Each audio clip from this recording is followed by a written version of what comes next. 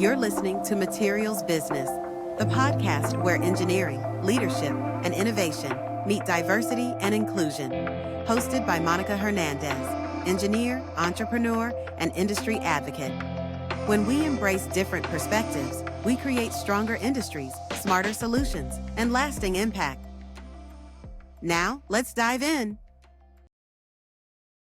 Good morning, good afternoon, or good evening, depending on when are you watching us, and thank you for being part of the Material Business podcast. My name is Monica Hernandez, your host, and I have an incredible guest, Brenda. Thank you so much for being here. Thank you for inviting me.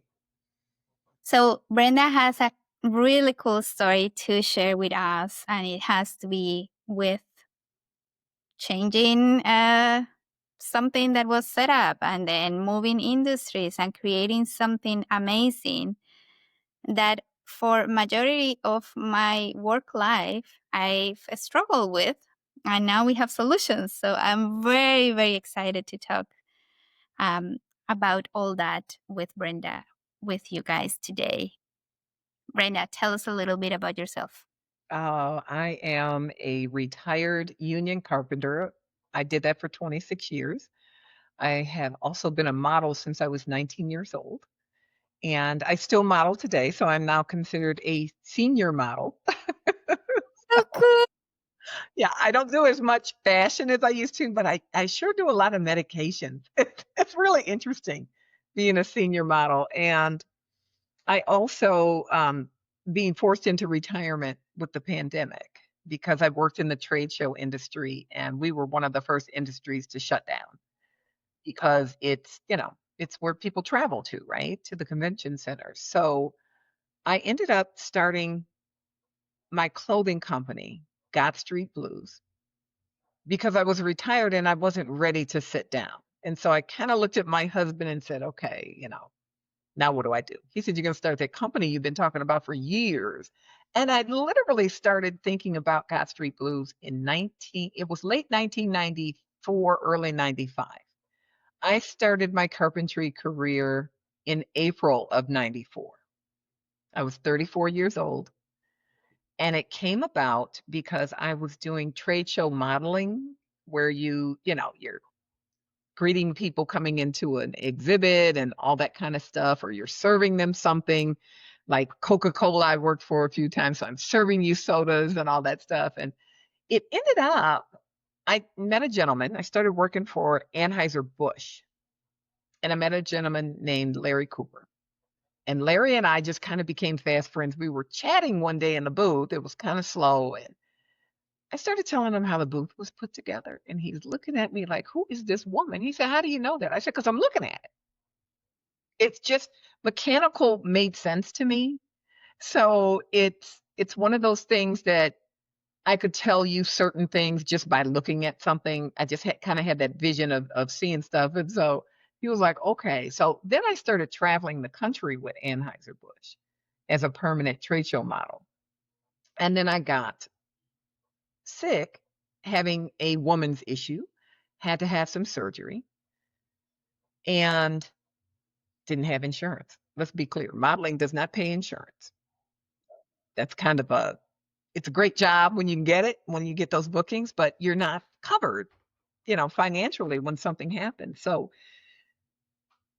I had the surgery. I had to take out a loan for this surgery. My mother came up to take care of me. Love those mothers to come take care of you, but man, they turn you back into that 12-year-old kid. Yeah. When they tell you something, you're like, okay. So my mom was sitting at my desk. I was in a small 1-bedroom apartment at the time. I'm on the couch. We're watching TV and chatting. The phone rings. She picks it up because I was going to go get the phone. She's like, I got it. And I hear her saying, yeah, okay. Yeah, she can do that. Yeah, no problem. She'll do that. Okay. Yada, yada. So this went on for about 5 to 10 minutes. And I'm like, who is she talking to? So she hangs up the phone and I said, well, Mom, who was that? She said, oh, that was your friend Larry Cooper. I said, okay. So what's going on? She said, oh, you're going to be a carpenter. Decided. It decided. It was done. And so I turned into that 12-year-old girl and said, okay. So, and it really didn't, it shouldn't have surprised me It did, but it shouldn't have, because I have been wheeling around my brother's red Tonka dump truck for years in gardens that my mother had, carrying dirt from one end of the garden to the other, bulbs, everything. I always had a construction site in her side garden that was absolutely beautiful and big, but I could be out there for hours with that thing. I would just beat him up and take it because he was smaller than me at the time. And I stayed in the garden. I got a plastic conveyor belt that she bought me when I went to the grocery store with her. We all could go to the grocery store once a week. So she would rotate her children, and we would be the ones going through the aisles getting stuff for her. So she kind of stayed at the front of the store. Go get this, and then we go get it. So then we got a toy. So whatever you wanted, you could get. And I picked a conveyor belt. So I guess to my mother, it didn't surprise her. And my mother was a very, very good handy woman. Today she would be called a DIYer. But my mother could strip some wood and refinish it. She did the floor, she did the woodwork, she painted, she patched plaster, not drywall. We had plaster in our house. She knew how to patch plaster.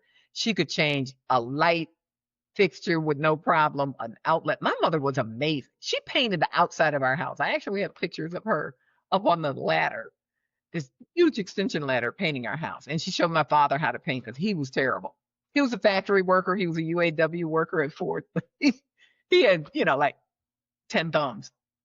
So she told me I was going to be a carpenter, and that's what happened. I ended up, once I went through my recovery period, I went over to the union hall. You can either go through the apprentice program, or if someone is willing to work you and train you, you can get in that way.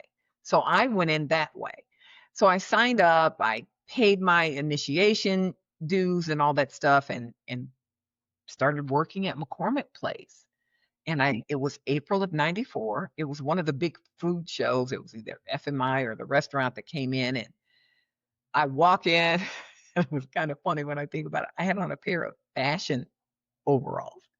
They weren't work overalls, and a little white t-shirt. And I had my hair tied up and curls, and I had a red bandana around it with this tiny, teeny pink toolbox. Like Tinker Toys inside. I mean, 'cause I didn't know what I was doing. Right. And gym shoes, and I get to the booth, and then it became this big deal that this woman was on this booth, and she wasn't too bad looking. And so it became a thing. And next thing I know, all these guys are riding around the booth on scooters, coming to check me out, whatever stuff. And so Larry, being the great guy that he was, he realized, okay, this is starting to get out of hand. So he stopped the booth, told all the guys who I was, why I was there, what's going to happen, was not going to happen. So he calmed everything down, and we got to work. And so it was an interesting, I have to say, it was an interesting first day, and it was an interesting first year of trying to maneuver a job with 99.9% men on it. There were no other women in the Carpenters Union that was there. It was just me. That was it. I mean, even the electricians had women. They didn't have a lot, but they had some. And so it was just me trying to guide my way through the whole industry. And that went on for 26 years. But in the first 5 years, I was offered to go into the Carpenter's shop in McCormick Place Convention Center. And at the time, they had 2 buildings and was building the 3rd building when in the early 90s. So every building has its own shop of plumbers, carpenters, electricians, all that. So I was offered to work in the building because they needed help. So I went in, I did that. I learned how to make cabinets. I am like the queen of lamination. I am really good at that. So I can make you cabinets and counters and all that wonderful stuff. Worked on every door in McCormick Place. I can, change handles, all that stuff, and hinges, and these are big, heavy steel doors. And so it was nice, but what I didn't like was the kind of 9 to 5 thing. I was just one of those creative people that like to have her time. So I went back to the show floor. I was just comfortable on the show floor. And you float around, you do these different jobs. Every day was different. You got to see what you did that day. It was great. Then I ended up going to um, one company and I started traveling with them. So I went around the country with this company. It was great. I enjoyed it. And when the show ran, so once you got the show up, you could take off. So you had, anywhere from 3 to 4 days off, and then you would come back to take the show out, right? After we build all these exhibits, then we had to take them all down. So it could take us anywhere, depending on the size of the show, 3 to 7 days to set up. Working very long hours, you worked a lot, then you had this break, and then you would come back and take it down within 2 days. Had to be gone because the next show was coming in. And the first time I did a show, I really didn't think it was going to open. I'm like, we're never going to get this ready for showtime. And they're like, oh, we do this all the time. No problem. Chicago has never missed one opening ever in its history of trade shows. So it's pretty amazing. It's a very, as they like to call it, it's controlled chaos while you're putting it in. So it was fun and I enjoyed it. And I kind of didn't mind being the only woman for a while. There was I had some problems. Don't get me wrong. There was guys who didn't want me there. There were other guys who thought, oh, let me say these, harassing things to her. So don't think I didn't get it. I did. The issue is once I got comfortable enough, I'm a tall woman. I'm 5'10". I have broad shoulders and I do have a trash mouth. Learned it from my mom. Well, there's things that come out of my mouth that even surprise my mother. So in my defense, when those things happened, I figured if I start crying, they're going to run all over me, right? So you could never cry in front of them. I didn't cry, but I would go in the women's bathroom somewhere where nobody could see me if I needed to cry. But I learned to just let this mouth defend me. And I'm loud. We're the original loud family.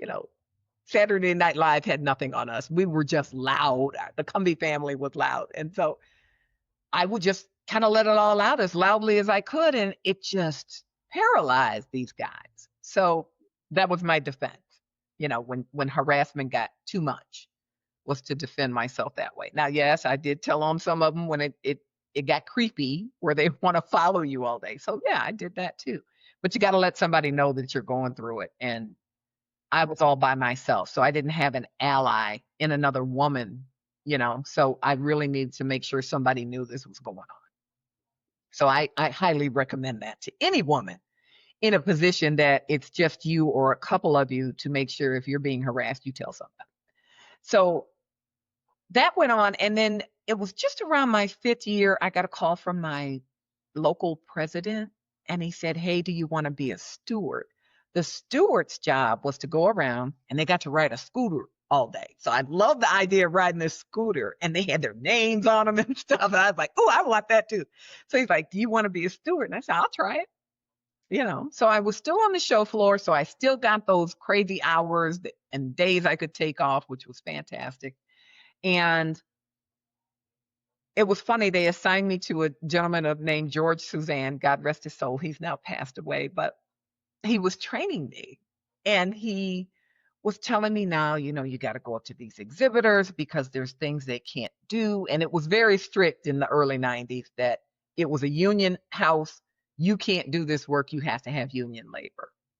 So he's telling me all the stuff I needed to know and blah, blah, blah. And he said, here's a booth right here.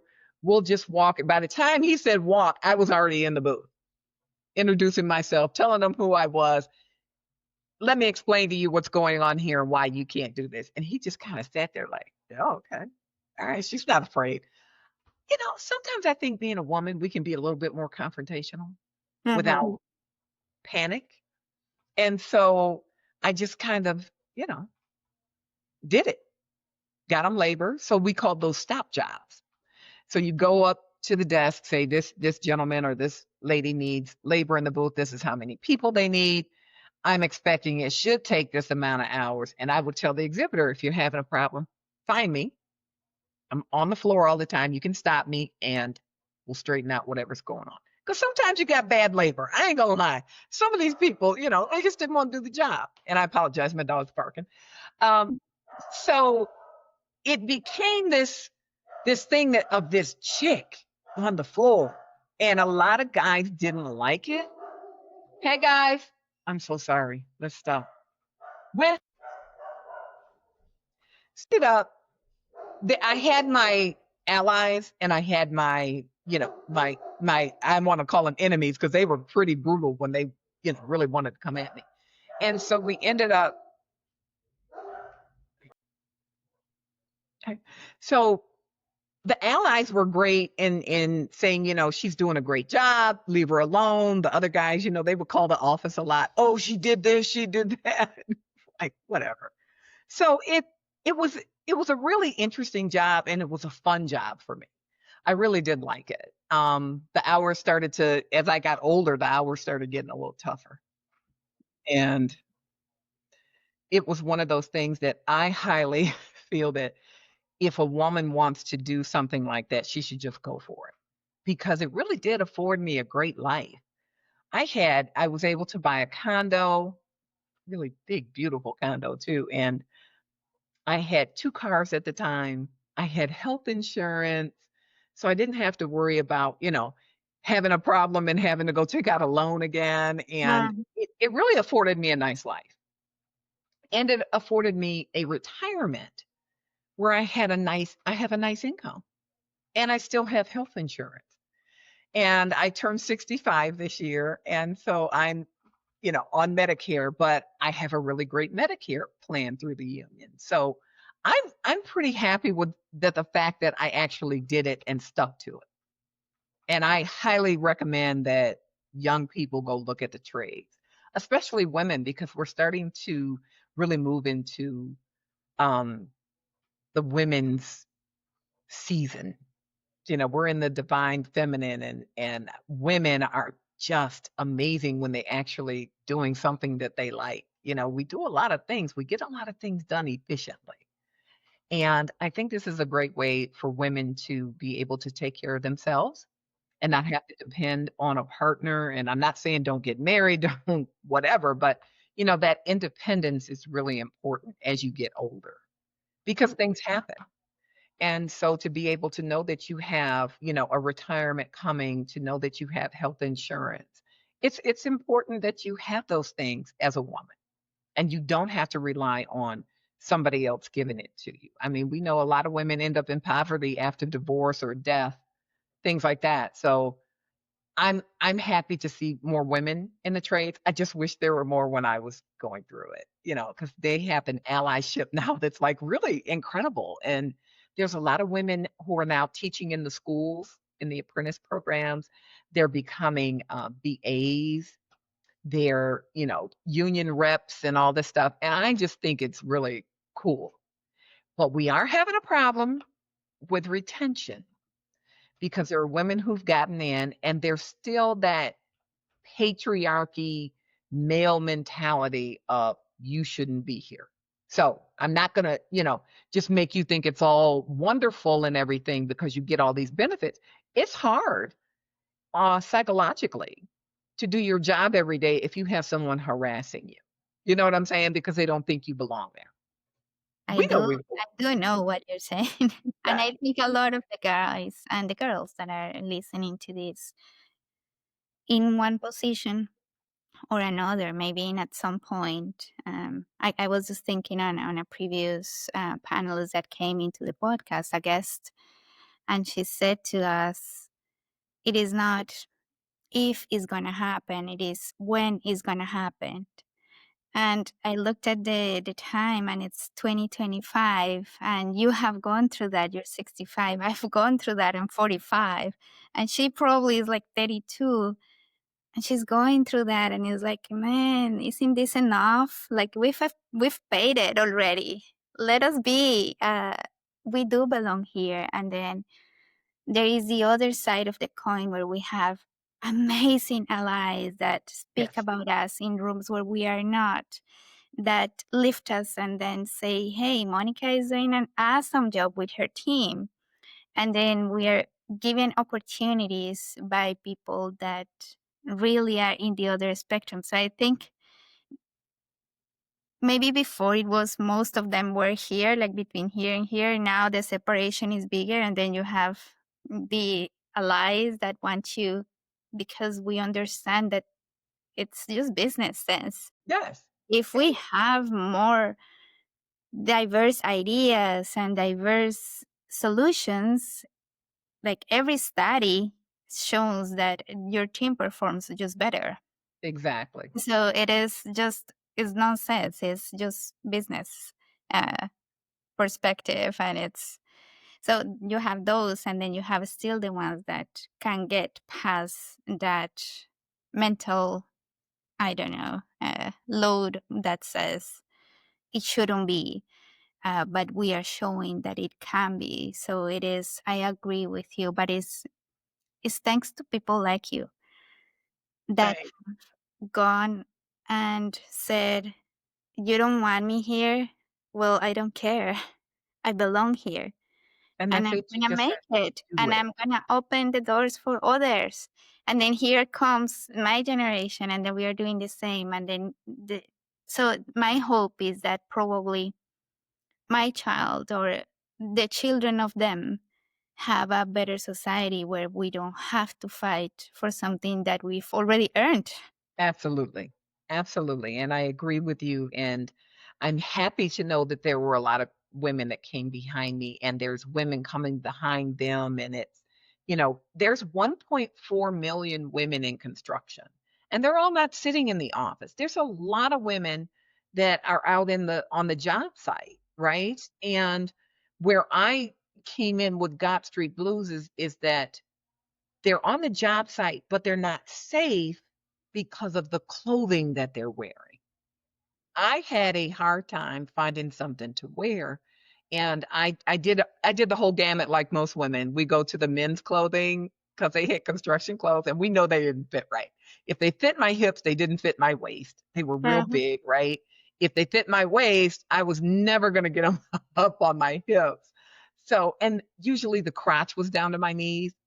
The pants were so long, I was stepping on them. And I tell this story all the time about me and this 16-foot ladder. It was a cold day. I had on my coveralls. I took the jacket off because I was layered up really good on top, and I had these thermal coveralls on, and I stepped down the ladder and stepped on the pant. So I started to go backwards, and I'm like, oh no, I ain't doing that. So I grabbed the ladder. Next thing I know, I'm starting to tumble, and I'm just scratching at the ladder. And I tell everybody, I'm sure I look like a cat trying to hang on for dear life. And so it was like, oh my God, this is ridiculous.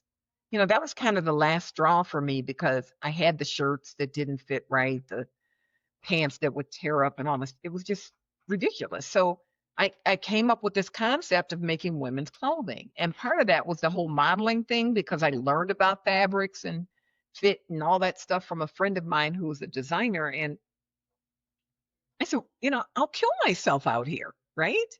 Other women were complaining, or once I got further into the career, it was like, hey, do you know where to buy any work pants? Do you know where to buy a shirt? Do you know where? Just, we ended up with just regular clothes on. And so I said, yeah, let's do this. But because of the nature of my job and the hours that I worked, it got put on the burner. It just stayed there for, oh God, over 20 years. It was just sitting there. My girlfriend came up with the name Gott Street, and I added blues for, like, blue collar worker or blue jeans. And it was, she lived on Gott Street, so we thought it was kind of cool that we could honor Gott Street, because we were on, at her house all the time. And it was this need. And I think most ideas come out of need, right? Most Uh, products that we use come out of need. And women needed something to wear. So, it was nice that my husband reminded me, hey, this is what you can do next, right? Just not as easy as I thought it was going to be. So I designed these pants. I get all the name down. I had a, logo made and got everything registered, did all the legal work, and then I got stuck because I was like, I don't know what to do next. And it just so happens that during the pandemic, I started trading stocks. And this young lady reached out to me named Sheila Strickland. And she's like, hey, if you need help with anything, just let me know. And me being that 60-year-old at the time, cynical person, because I've lived long enough, right? And it's like, why is this person reaching out to me? Who is she? I don't understand these young people. Blah, blah, blah, blah, blah. I did the whole thing. And she just kept kind of saying that. And we ended up becoming these, great trading friends, as I like to call it. And she's this wonderful person. And we talk all the time. Have never met this woman in person to this day. But we still talk. And I know her kids and all stuff. She knows my life. And she says, so what's going on with the clothing company? I said, I don't know what to do next. So I'm kind of stuck. She said, oh. She said, well, I have a degree in fashion. I said, you got a what? She said, I have a degree in fashion. I said, what are you talking about? She said, well, I thought I wanted to be a fashion designer. And she said, and then when I got it, I realized this isn't what I want to do. She said, so I had this degree sitting here. She said, so I think you need a pattern maker. I said, a what? She said, a pattern maker. I said, okay. She said, do you know how to make a pattern? I said, absolutely not. She said, okay, then that means you can't do everything. So go find a pattern maker. So that's what I did. Started Googling, kept coming up with the Chicago pattern maker. And next thing I know, I just made an appointment with her. I took her my little drawings. Her name is Social Herrera Shear. Wonderful person. And she looked at my drawings. I said, I know they're not that good. She said, yeah, but I understand what you're asking for. So I was going to start with this pant and a shirt. And I realized the pants were a little bit more complicated because I put everything, and I mean everything, Monica, that I wanted on a pair of pants that I had. And the big thing that I wanted was some pockets. Yeah. A deep pocket. What happens to us poor women that we get these 2-inch pockets, right? You can put some chapstick in it in the morning. The chapstick is lost by the end of the day because it done squeezed its way out, right? So I did these deep pockets in the front. There's pockets on the side seams. There's bigger back pockets that are reinforced. There's tabs for keys to hang off of. There's reinforcement for you to put your tape measure. You can put, hand tools in all these pockets. And then I made sure that the crotch didn't blow out as fast. It's always going to blow out. I don't care what anybody says, right? I mean, I have a ton of pants here with the inner thighs and stuff is just all blown out. So they're my painting pants and they're my gardening pants. And then I also put pockets inside and put these kind of cool quilted knee patches on. So you didn't have to wear knee pads. I didn't like wearing knee pads because they didn't fit my legs. So I had to pull them either really tight and cut off my circulation, or they would drop down to my ankles and then I would kind of walk and hit them and almost kill myself. So it was like, yeah. So let's put some knee pads in there. So they're turning out to be a little complicated for people to make here. And I want to make everything in the U.S.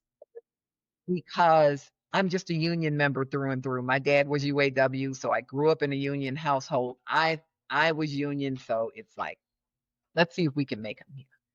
There's no union apparel shops per se, but everything went offshore in the 70s and 80s, just never came back.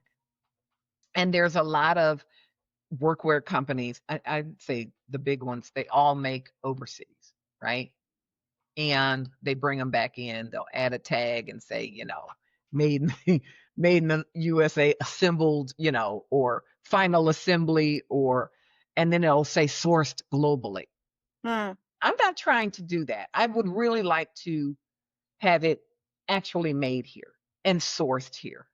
And there's the one things I can't get sourced here are zippers and buttons and stuff like that, which is fine. But 95% of the pant, or 97, is here. So it's finding the manufacturer that can actually make these pants. Like I said, they're a little bit more complicated. So I'm on my third manufacturer. So I think I found my tribe to get it made right. Learning a lot of the business side about intellectual property and trademark stuff. I had somebody trying to get my trademark 2 days ago. So I called my attorney. She's like, you're fine. It's a scammer. You're fine. I'm like, okay. So, not only doing this business to help women, I'm learning all the things people don't tell you about business. Mm-hmm. and Mhm. all the other things that you have to do. So, building a business is not an easy thing, but I'm a two-time cancer survivor, so I think I can do anything, right? If I can survive that, I can do anything and I can survive through it when it, gets thrown at me. So I found this new guy. He's up in Portland. So I get to go to Portland. I know nothing about it. Now you're in Vancouver, right? You're not, Uh-huh. we can kind of get to you quick, right? Through that area. Yeah, Am I yeah, yeah. right? Is my geography correct? I that's not my forte either. So let's say yes. So I do know the Northwest is like serial killer country. And I told them, they Mhm. said, I've watched enough Criminal Minds to know. So I said, I'm going to have to bring some protection with me. And he's just like sitting there looking at me on Zoom. And he's like, okay. But he's from San Francisco originally. So I'm excited to really hopefully get the right manufacturer now. I have the right fit because I've been working on this for 3 years. And my thing is I don't want women to get another bad product on the market, right? I mean, I don't know exactly what job you did, but it's when your clothes don't fit right, you just don't feel good, and I think And it's absolutely unsafe. I like you're talking about your experience. I remember one time I went into I was doing inspections. I was getting inside vessels, and I got handed the smallest coverall, which was big to me because unlike you, I'm tiny and I'm shorter, so okay. it was big to me. And I had to duct tape the bottom of the pants because they were too long to the boots. And then I had to duct tape here the sleeves as well. And then as I was climbing inside the vessel, then I couldn't extend my hand. So it was a job that probably would have taken me, I don't know, 30 minutes to get in. It took me a solid 45 minutes just because I couldn't mobile, like I wasn't mobile enough.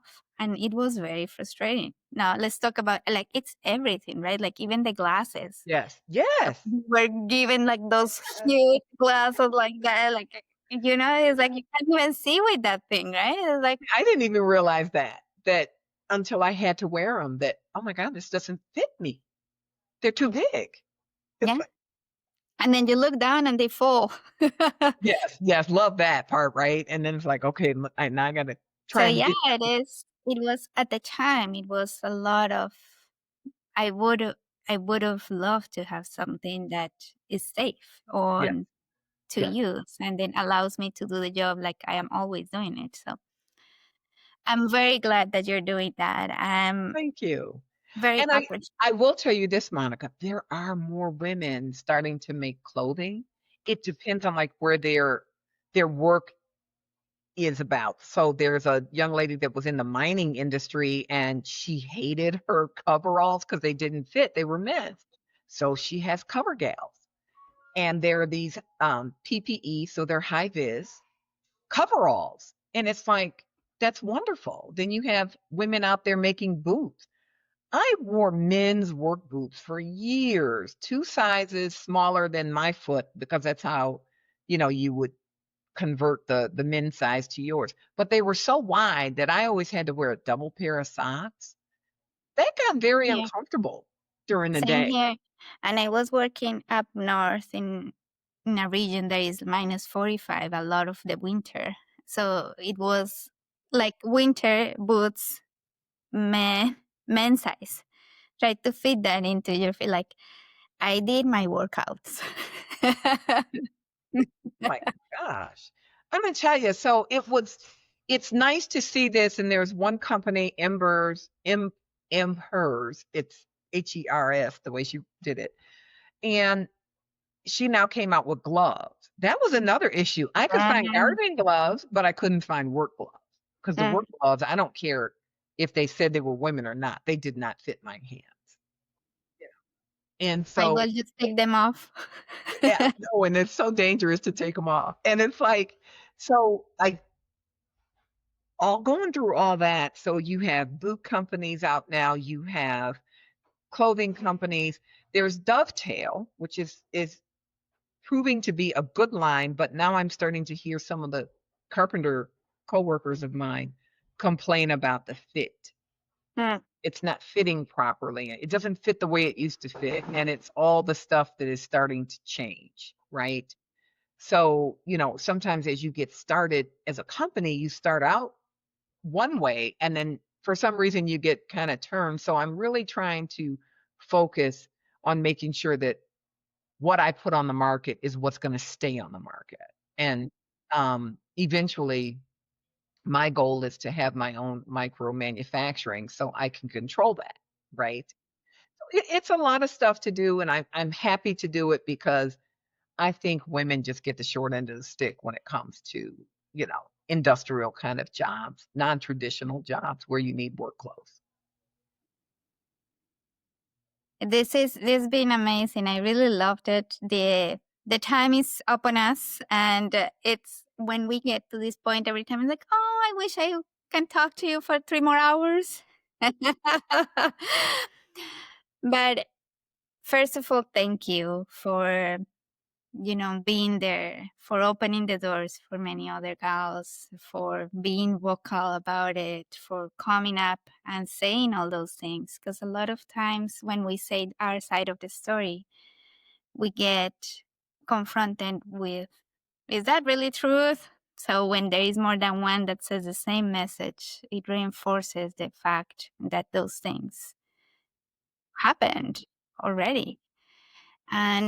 But also for getting creative and changing the status quo, and for not stopping, and for advocating for us and for your country and for making it right, because I think that Thank is what you. makes the difference. It does. And thanks for saying that because it makes me feel like when things are, kind of going wrong, you got to make a course correction.